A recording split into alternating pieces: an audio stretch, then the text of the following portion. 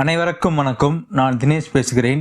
இந்த பதிவில் நாம் பயத்தை வெல்வது எப்படி, பயம் எதனால் வருகின்றன, பயத்தினால் நாம் சந்திக்கக்கூடிய பாதிப்புகள் என்ன என்பதை தெளிவாக காண இருக்கின்றோம். இது பயத்தை பற்றி கிருஷ்ண பரமாத்மா பகவத்கீதையில் என்ன கூறியுள்ளார், பயம் எதனால் வருகின்றன, அது எல்லாம் இந்த பதிவில் நாம் விரிவாக பார்த்துருவோம்.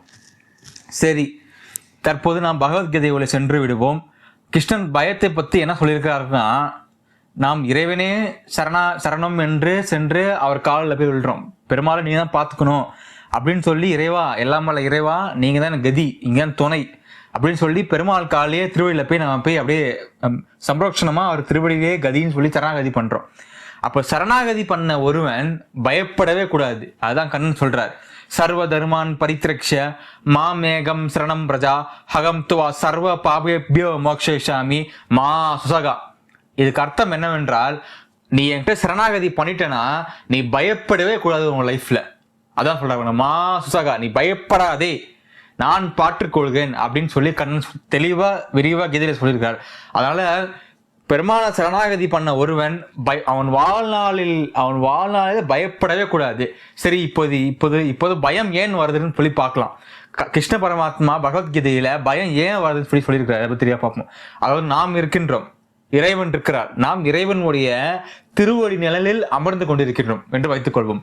இப்ப இறைவனை மீறி ஏதோ ஒரு சக்தி நம்மை தாக்குறது அப்படின்னு சொல்லி நாம் நம்பிக்கொண்டிருக்கின்றோம். புரியுதுதா? அது பணமா இருக்கலாம், நபர்களா இருக்கலாம், என்ன விஷயம் வேணா இருக்கலாம், ஒரு நோயா இருக்கலாம், வியாதியா இருக்கலாம், பிரச்சனையா இருக்கலாம், எந்த பிரச்சனை வேணா இருக்கலாம். இறைவனை மீறி ஏதோ ஒரு சக்தி நம்மை தாக்குறது அப்படின்னு சொல்லி நம்ம நம்புறோம்.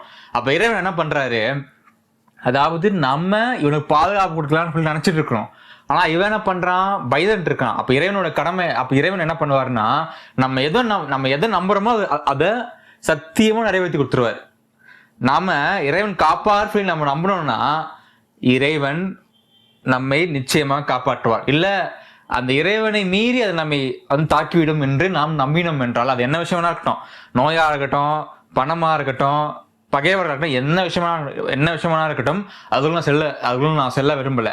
அந்த விஷயம் நம்ம தாக்கணும், நம்ம ஆழமா நம்பினோம்னா இறைவன் நம்மை கைவிட்டு விடுவார். சரி, இவன் நம்மளை விட பயத்தை தான் அதிகமா அந்த வஸ்துவை நம்புறான். அதாவது பகைவர்களா இருக்கலாம், கடன் பிரச்சனையா இருக்கலாம், அதுதான் நம்புறான். ஆகவே அது தாக்கட்டும் சொல்லி பெரும்பாலும் நம்மை கை நழுவி விடுவார்.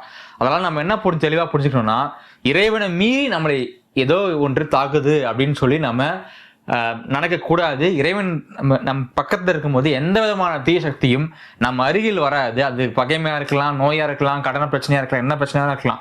அதனால பகவான் திருவடியிலனா, பெருமாள் திருவடியே கதின்னு சொல்லி நம்ம விழுந்துட்டோம்னா அது நம்ம பயத்தை பற்றி நம்ம நினைக்கவே கூடாது. இதான் பயம் ஏற்படுறது. சரியா? இப்போ பயத்தை எப்படி போக்குவது, அதை பற்றி கிருஷ்ண பரமாத்மா தெளிவாக பகவத்கீதையிலே உரைத்துள்ளார். அதாவது எந்த பக்தன், எந்த தொண்டன் நான் தான் இந்த உலகத்தினுடைய வித்து என்று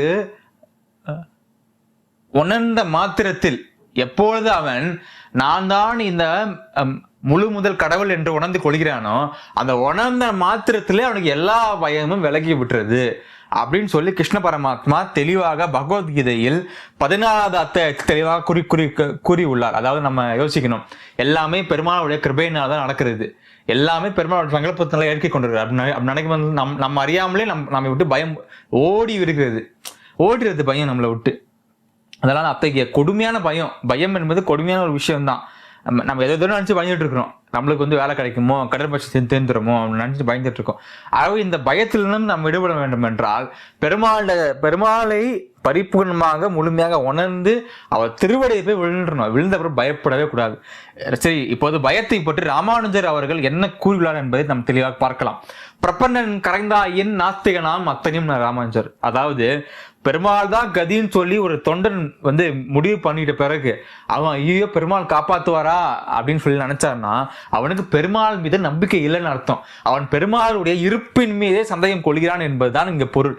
அதனால் எவன் ஒருவன் பயப்படுகிறானோ அவன் உண்மையான தொண்டனே கிடையாது. நம்ம ஒரு நபர்கிட்ட போய் என்னை காப்பாத்துங்க அப்படின்னு சொல்லிட்டோம்னா அந்த நபர் காப்பாத்துன்னு சொன்ன பிறகு நான் என்ன அர்த்தம், அந்த நபர் மேல் நம்பிக்கை இல்லைன்னு அர்த்தம். அதே மாதிரிதான் இங்கேயும் நம்ம பெருமாள்கிட்ட போய் நம்ம பெருமாளே சரணம் என்று அவர் திருவிழா போய் விழுறோம். அவர் திருவிழா விழுந்ததுக்கு அப்புறம் நம்ம பயந்தோம்னா நாம் பண்ண சரணாகதி பொய் என்று ஆகிவிடும். அதனால் நண்பர்களே, பயத்தை இத்தோடு போக்கி விடுங்கள்.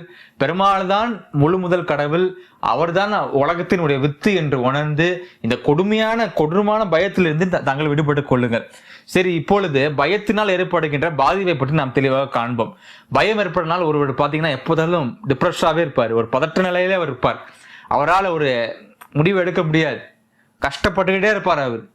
அப்படிப்பட்ட பயம் என்கின்ற ஒரு வியாதிக்கு அருமருந்தே பெருமாள் தான். பெருமாள் தான் இந்த உலகத்தினுடைய வித்து, அவர் தான் இந்த உலகத்தினுடைய தலைவன், அவர் தான் இந்த உலகத்தினுடைய ஆதி மூலம் என்று உணர்ந்து சரணாகதி பண்றீங்க, பயம் உங்களோட அகன்றுவிடும். இந்த பதிவை பிடிச்சிருந்தா லைக் பண்ணுங்க, சப்ஸ்கிரைப் பண்ணுங்க, ஷேர் பண்ணுங்க. ஓம் நமோ நாராயணாய.